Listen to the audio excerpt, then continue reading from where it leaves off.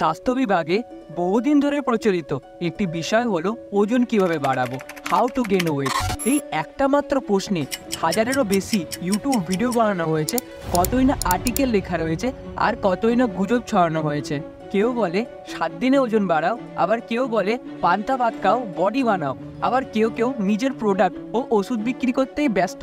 একটা গোটা ইন্ডাস্ট্রি দাঁড়িয়ে গেছে এই ওয়েট গেনের ওপর। তাই আজকে আমরা এই ওজন বাড়ানোর বিষয়টা একটা সায়েন্টিফিক দিক থেকে বোঝার চেষ্টা করব যে এখানে কি সত্যি লুকিয়ে আছে আর কি গুজব ছড়ানো রয়েছে।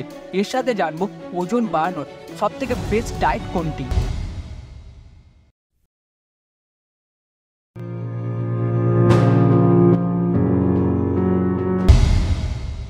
ওজন বাড়ানোর পিছনে ক্যালকুলেশনটা অনেকটাই সহজ। তোমার বডিকে একটা ব্যাংক হিসাবে ধরে নাও। যখন তুমি খাবার খাও তখন ওই ব্যাংকে টাকা দেওয়া পড়ছে, কিন্তু তুমি যে হাঁটা চলা বা অন্যান্য শরীরের অ্যাক্টিভিটিগুলো করছো তার ফলে ব্যাংকে থেকে এনার্জি অর্থাৎ টাকা তুলে নেওয়া হচ্ছে। বেশিরভাগ সময় এই এনার্জি বা ক্যালোরিকে স্টোর করার জন্য আমাদের বডি ফ্যাট তৈরি করে। তুমি যদি ওজন বাড়াতে চাও তাহলে ক্যালোরিকে কম খরচা করো, না হলে ক্যালোরি খাবার পরিমাণকে বাড়াও। ক্যালোরি বাড়ানোর পরিমাণকে আমরা ক্যালোরি ডেফিসিটও বলে থাকি। ওজন বাড়ানোর সোজা সম্পর্ক রয়েছে ক্যালোরির সাথে।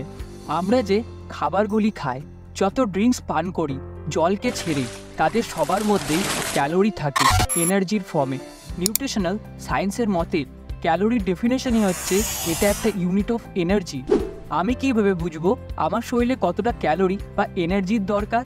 তার জন্য আমরা বিএমআর ক্যালকুলেশন করব, বেসাল মেটাবলিক রেট। সব মানুষেরই বেসাল মেটাবলিক রেট আলাদা আলাদা হয়, ডিপেন্ড করে তোমার হাইট কত, ওয়েট কত, শরীরে কত মাসেল আছে, ফ্যাট আছে। একটা অনলাইন ওয়েবসাইট আছে যেখানে তুমি তোমার বিএমআর ক্যালকুলেশন করতে পারবে, তার লিঙ্ক আমি ডিসক্রিপশানে দিয়ে দিয়েছি। এখানে আমার বয়স হচ্ছে 19 বছর, হাইট হচ্ছে 6 ফিট 2 ইঞ্চিস, আর ওজন হচ্ছে 64 কেজি। ফিল আপ করে ক্যালকুলেশন করলাম। এখানে আমাকে প্রত্যেক দিন কিছু না করে 1375 ক্যালোরি খেতে হবে। তোমরা তোমাদের অ্যাক্টিভিটি লেভেল দেখে সেই হিসাবে ক্যালোরির পরিমাণ বেছে নেবে। ওজন বাড়ানোর কথা হলে সবার মাথায় 2 থেকে 3টি জিনিসই আসে, খাওয়া, ঘুম, না হলে ব্যায়াম। কিন্তু তুমি জানো অনেক ছোট ছোট পদ্ধতি আছে যা আগেকার দিনের মানুষ ওজন বাড়ানোর জন্য ব্যবহার করত।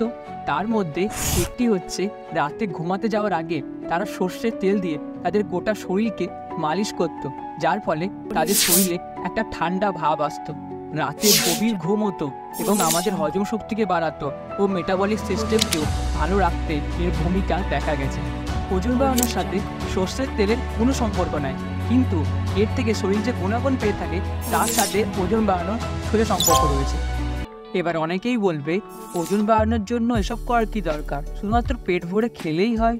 সাধারণ দিক দিয়ে দেখলে এটা ঠিক মনে হলেও বৈজ্ঞানিক ভিত্তিতে এটা খুবই ভয়ঙ্কর হতে পারে।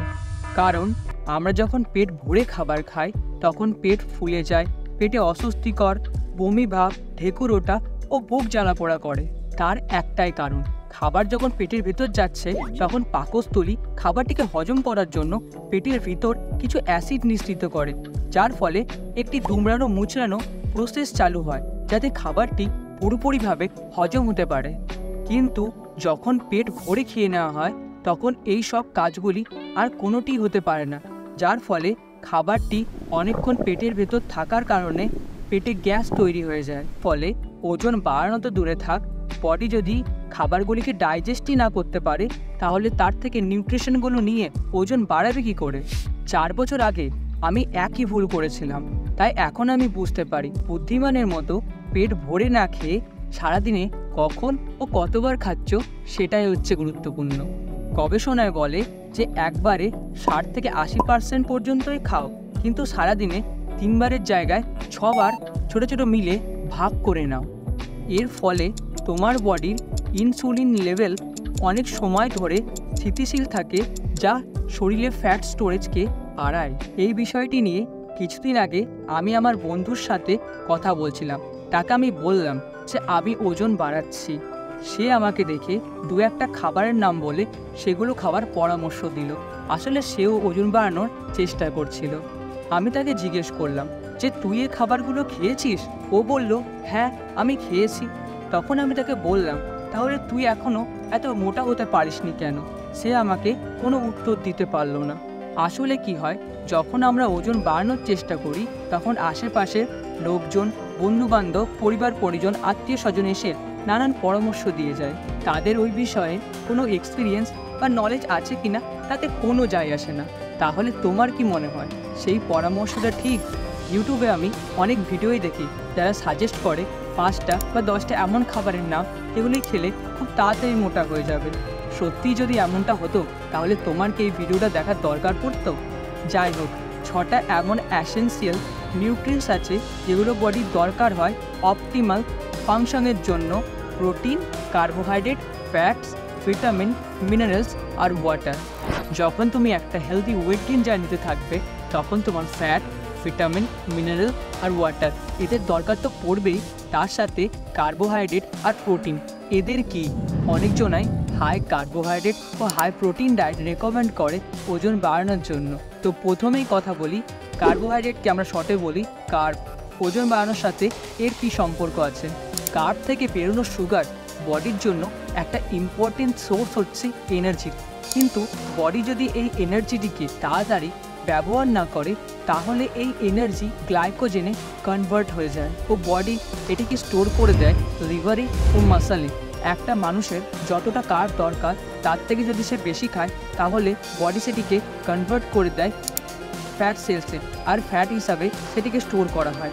এই এনার্জিটিকে যদি পরেও না ব্যবহার করা হয় তাহলে এটি ফ্যাট সেলস হিসাবে থেকে যায় আর এর থেকেই ওজন বাড়ে। এবার এটা শুনে অনেকের মনে হবে যে তাহলে কার্বোহাইড্রেট বেশি করে খাওয়া দরকার। আসলে সত্যি মানুষ কার্বোহাইড্রেট খুব বেশি পরিমাণেই খাচ্ছে। ইন্ডিয়া ও কয়েকটি দেশের প্রতিনিয়ত খাবারে কার্বোহাইড্রেটের পরিমাণ সবচেয়ে বেশি থাকে। প্রোটিন, হেলদি ফ্যাটস আর ভেজিটেবলস থাকেই না বলা যায়, যার ফলে তাদের শরীরে অত্যাধিক পরিমাণে চর্বি ও হার্ট অ্যাটাকের রোগ বেড়েই চলেছে। তাই কার্বোহাইড্রেটস বেশি না খেয়ে সঠিক পরিমাণে ও সঠিক কার্বোহাইড্রেট সোর্স আমাদের বেছে নিতে হবে। সঠিক বা হেলদি কার্ব আমরা কোনগুলোকে বলে থাকি? যেগুলো বডিতে খুব আস্তে আস্তে অ্যাবজর্ব হয়, যাতে আমাদের ব্লাড সুগার লেভেল বেশি ওপর নিচে হয় না, ও যেগুলো বডিতে একটা লং টাইম এনার্জি দিয়ে থাকে। উদাহরণ হচ্ছে হোল গ্রেনস, ফ্রুটস ও স্টার্চি ভেজিটেবলস। এবার অনেকেই এখানে ওজন দ্রুত বাড়ানোর জন্য হাই প্রোটিন ডায়েটেও চলে যায়, কারণ তারা মনে করে কার্ব খেলে ফ্যাট বাড়বে কিন্তু প্রোটিন খেলে মাসল তৈরি হবে। এই কথাটা সত্যি যে প্রোটিন মাসল বিল্ডিং ও মাসল রিপেয়ারিংয়ের জন্য ব্যবহার করা হয়, কিন্তু তুমি যদি এক্সারসাইজ, ওয়েট ট্রেনিং বা স্পোর্টসের সাথে যুক্ত থাকো তাহলে তোমার ন্যাচুরালি প্রোটিনের দরকার হবে। কিন্তু তুমি যদি সারাদিন সোফায় বসে ফোন ঘাটো তাহলে যে হাই প্রোটিন খাচ্ছ সেটাও ফ্যাটে কনভার্ট হয়ে যাবে, আর তার থেকে পেটের সমস্যাও বাড়তে পারে। এবার আসি ফ্যাটসের ওপর। ফ্যাট শুনে মনে হচ্ছে খেলে ফ্যাট হয়ে যাবে, কিন্তু বিশ্বাস করো ফ্যাট ততটা গুরুত্বপূর্ণ যতটা কার্বোহাইড্রেট ও প্রোটিনের দরকার হয়। হ্যাঁ, ঠিকই শুনেছ। ফ্যাটসের রূপে অনেক রকম ভিটামিন হয় যেগুলো আমাদের বডির দরকার হয়ে থাকে, যেমন vitamin A, vitamin D, vitamin K. এই সব ভিটামিনগুলোকে ফ্যাট সাহায্য করে বডিতে ভালোভাবে অ্যাবজর্ব হওয়ার জন্য। এছাড়াও ফ্যাটের দরকার হয় হরমোনাল ব্যালেন্সকে ঠিক রাখার জন্য, এনার্জি স্টোর করার জন্য ও আমাদের বডিতে ভাইটাল অর্গানগুলোকে প্রোটেক্ট করার জন্য ফ্যাটের দরকার পড়ে। এছাড়াও মানুষের ব্রেন 60% ফ্যাট দিয়ে তৈরি। তাই জন্য একটা হেলদি ওয়েট গেইন জার্নিতে তোমার একটা ব্যালেন্স ডায়েট থাকা খুবই জরুরি, যেখানে কার্বোহাইড্রেট, ফ্যাট, প্রোটিন তিনটি যেন সঠিক পরিমাণে থাকে। এবার পরের প্রশ্ন হবে, কতটা পরিমাণে এগুলো খেলে ওজন বাড়বে বা একটা হেলদি প্রপোর্শন কত হওয়া উচিত? এটি নিয়ে একটা রেঞ্জ এক্সিস্ট করে যাকে বলা হয় AMDR, মানে অ্যাকসেপ্টেবল ম্যাক্রোনিউট্রিয়েন্টস ডিস্ট্রিবিউশন রেঞ্জ। এর মতে 45 থেকে 65% ক্যালোরি তোমার কার্বোহাইড্রেট থেকে আসবে, 20 থেকে 35% ক্যালোরি তোমার ফ্যাট থেকে আসবে, আর 10 থেকে 35% ক্যালোরি তোমার প্রোটিন থেকে আসবে। এইসব রেঞ্জের মধ্যে কোনটাতে তুমি আসবে তা তোমার পার্সোনাল লাইফস্টাইলের উপর ডিপেন্ড করে। তোমার বয়স, তোমার ওজন, তুমি কত মাসল গেইন করতে চাও, ফ্যাট গেইন করতে চাও, কী রকম খাবার তোমার শ্যুট করে। তো এইসব নিয়ে তুমি একটা ডাক্তারের সাথে পরামর্শ করতে পারো। আর যদি তুমি কোনো ডাক্তারের সাথে পরামর্শ না করতে চাও তাহলে একটা সাধারণ মানুষের মতো যার শরীরে অন্য কোনো সমস্যা নেই এই রেঞ্জের মধ্যে থাকাটাই ভালো হবে। এবার এই রেঞ্জের মধ্যে থেকে কি খেতে হবে চলো এটাকেও জেনে নিই। তুমি কি খাবে? তুমি খেতে পারো complex carbohydrate, whole grains, brown rice, oats, barley, গমের রুটি। এছাড়াও খেতে পারো লেকিউমস মানে সব রকমের ডাল। তারপর ফোকাস করো আরও হেলদি খাবারের ওপর, যেমন ফল ও শাকসবজি। অনেকেই মনে করছে যে ওজন বাড়ানোর জন্য এই ঘাস ফুস খাওয়ার কি দরকার, অনেক কিছু দরকার আছে। তার উত্তর আমি শেষে দেব। এরপর খাওয়া যায় ড্রাই ফ্রুটস, নাটস, সিডস, বাদাম, আখরোট। এছাড়াও পোলট্রি প্রোডাক্ট যেমন মাছ, মাংস, ডেইলি আইটেম যেমন দুধ, দই, পনির, এদের মধ্যে থাকে হেলদি ফ্যাট। এবার আমরা কিছু খাবারের নাম তো জানলাম, কিন্তু এই খাবারগুলিকে সারাদিনে কীভাবে ডিভাইড করে যায় দেখো। প্রথমেই সকালে উঠেই তোমার বডির জলের প্রয়োজন হয়, তাই যতটা সম্ভব হাইড্রেটেড থাকার চেষ্টা করবে। আর হজমের যদি অসুবিধে থাকে তাহলে এই ডিটক্স ওয়াটারগুলো ট্রাই করতে পারো। এরপর সকাল 8টায় আমরা ব্রেকফাস্টের আগে যে কোনো একটা ফল খাবো, যেমন আপেল, খেজুর। তার সাথে আমরা এক মুঠো ড্রাই ফ্রুটস খেতে পারি। এগুলোকে যদি আমরা জুস বানিয়ে খাই তাহলে অনেক বেনিফিট পাবো ওজন বাড়ানোর ক্ষেত্রে। এবার আসি ব্রেকফাস্টের ওপর, যেটা আমরা করব 9:30টায়। এই সময় তোমার পেট খালি থাকায় মেটাবলিজম অনেক হাই থাকে, যার ফলে যা খাবে সেটাই শরীরে সহজে লাগবে। এই সময় খেতে পারো ভাত, মুড়ি, ওটস, রুটি, ডিম সেদ্ধ বা ডিম ভাজা, সবজির তরকারি, পনিরের তরকারি, ঘুগনি, ছোলা চাট, বেসনের চিলা, পোহা।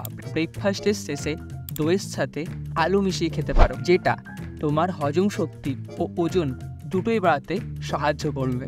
এবারে আসি দুপুরের খাবারে, যেটা আমরা খাবো দুপুর 2টোর সময়। এখানে তুমি খেতে পারো brown rice, fry rice, pulao, khichdi, biryani, যে কোনো ডালের তরকারি, সব রকমের মাছের তরকারি, মাংসের সব রকম রেসিপি, সোয়াবিনের তরকারি, ডালের বড়ার তরকারি, ধোকার ডালনা, পানির টিক্কা, আলু পোস্ত, মোচার ঘন্ট, যে কোনো সবজি দিয়ে পাঁচ তরকারি, মাছের মাথা দিয়ে মুগের ডাল।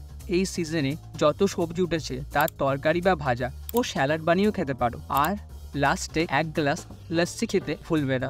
তুমি দেখতে পাচ্ছ তোমাকে এখানে খাবারের একটা বা দুটো অপশন দিচ্ছি না, অনেক অপশন দিচ্ছি। এর মধ্যে থেকে তোমাকে দেখতে হবে তোমার শরীরের জন্য কোনটা স্যুট করে এবং কোনটা খেয়ে তোমার তাড়াতাড়ি ওয়েট গেইন হচ্ছে। এরপর সন্ধ্যায় যদি তোমার খিদে পায় তাহলে এখানে কিছু খাবার আছে, যেমন পিনাট বাটার স্যান্ডউইচ, ছোলা বাদাম ভাজা, চিড়ে দই।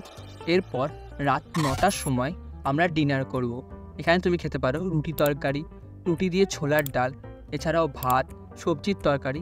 আর দুপুরে যে খাবারগুলো বললাম সেগুলি এখানে তুমি রিপিট করতে পারো। আর স্যালাড খেতে যেন ভুলবে না।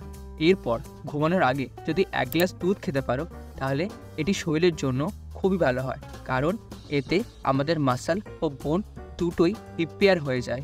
মনে রাখবে, যখনই কোনো ভারী খাবার খাবে তখন তার সাথে একটু স্যালাড বা সবজি অ্যাড করার চেষ্টা করবে। ওজন বাড়ানোর জন্য সবজি খাওয়াটা অত্যন্ত গুরুত্বপূর্ণ, কারণ এতে পুষ্টিকর উপাদান থাকে, যেমন ভিটামিন, মিনারেল, ফাইবার, অ্যান্টিঅক্সিডেন্ট রয়েছে, যা শরীরে সামগ্রিক স্বাস্থ্য বজায় রাখতে সাহায্য করে।